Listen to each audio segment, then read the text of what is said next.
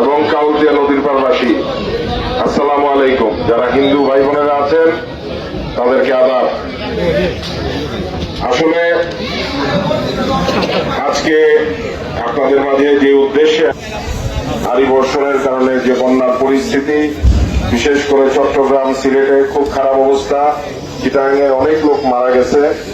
আমাদের এখানে এত খারাপ অবস্থা নাই, তারপরও আমি যখন শুনেছি যে এখানে আমাদের নদীর পারবাসী যারা আছে তারা ক্ষতিগ্রস্ত হয়েছে, সামান্য কিছু সাহায্য আমাদের মাননীয় প্রধানমন্ত্রীর পক্ষ থেকে আমি আপনাদের জন্য নিয়ে এসেছি, যেটা আজকে এখানে আপনাদের বিতরণ করা হবে।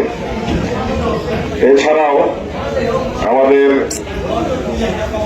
শ্রদ্ধেয় নাদিম দাদা, খালেক ডিলা সাহেব, আমাদের বিশেষ করে আমার বাবার অত্যন্ত কাছের বাহাদুর শিকদার সাহেব, আমি ছোটবেলায় থেকে দেখতাম যিনি আব্বার বেডরুমে গিয়া খাটে বসে বসে কথা বলতো, সেই মানুষটি এখনো আছেন। এটা আমার জন্য সৌভাগ্য যে আমার বাবার সহযোদ্ধা যারা ছিলেন তারা এখনো জীবিত আছেন এবং আমাকে সহযোগিতা করেন, আপনাদের এলাকার সমস্যার কথাগুলো আমাকে জানান এবং সেইভাবে আমি ব্যবস্থা নেওয়ার চেষ্টা করছি।